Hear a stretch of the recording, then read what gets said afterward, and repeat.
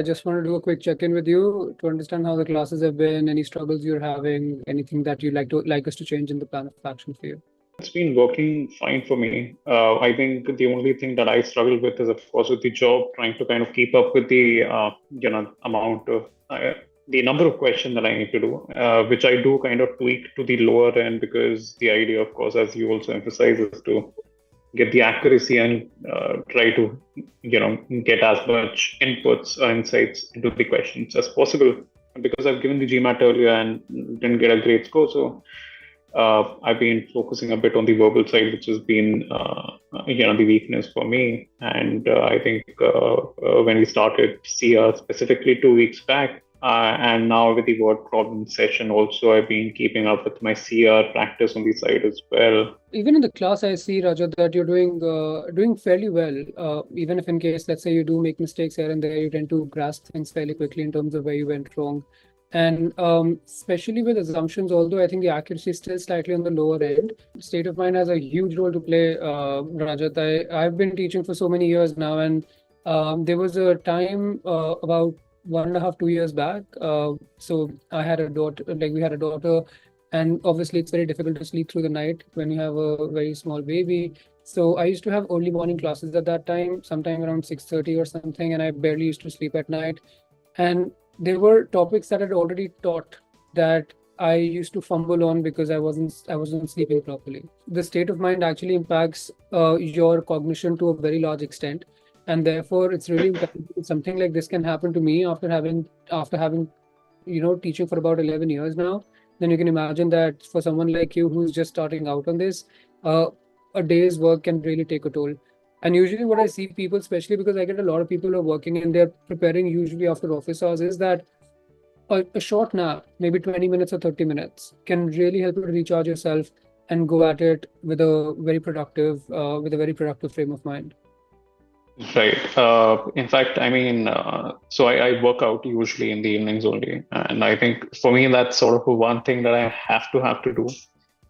Because I remember last year kind of gave up on all of this, and that's when the pressure starts getting to me. I certainly like to get your perspective and trying to kind of tie all these things together. For example, should I maintain like a cadence in terms of, say, if I'm done with CR now, then coming back to CR again in, say, a month's time or something in terms of revising basic topics, or setting up like a reminder that I need to revise the same topic 1 week from now, then 1 month from now, something like that. 1 month might actually be a little too long a time frame for you to be able to keep up with all the progress that you would have made so far. I would suggest that you try to allocate time to all the sections by investing 75% of your time on the current topic, whatever it is that we're doing right now, and 25% on the topics that have been covered already.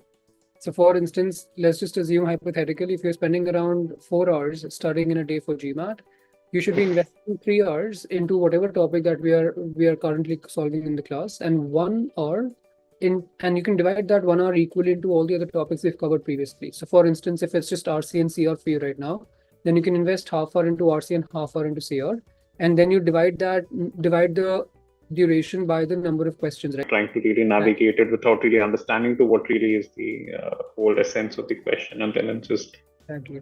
Because the kind of reasoning, the kind of framework, the kind of train of thought that you have to use to answer these questions is not something that you use typically in your day-to-day life. So if in case it's not being regularly reinforced, it's very easy for you to lose that. And therefore, like, to build it up again is a Herculean task. Is that supposed to be self-initiated in terms of when I feel comfortable in bringing this up, or rather say a timeline in terms of, the syllabus is completed at a certain date and I need to kind of maybe try it out within a certain span? Here I've basically set some benchmarks in terms of time per question and accuracy. Usually people are able to achieve those within about a week of classes getting over. The max I suggest that you stretch it to is 2 weeks, but you need to take your exam ideally within the first week itself. It's almost as though my default setting in terms of picking up a new topic is to kind of start timing myself. And I do struggle a lot there because I have to really force myself not to time myself. That's how we used to study back in school, right? Like if you used to question wrong, you check the solution, you could memorize the solution, and it could directly be copy pasted on the next question because they used to be testing on exactly the same things. Right. You kind of have to think of pressure on every single question. So there's a bit of creative thinking required. Good chatting with you. Thanks for the insight. Try to replicate this in my study plan as well. 100%. Anytime you have any issues, Rajat, feel free to reach out.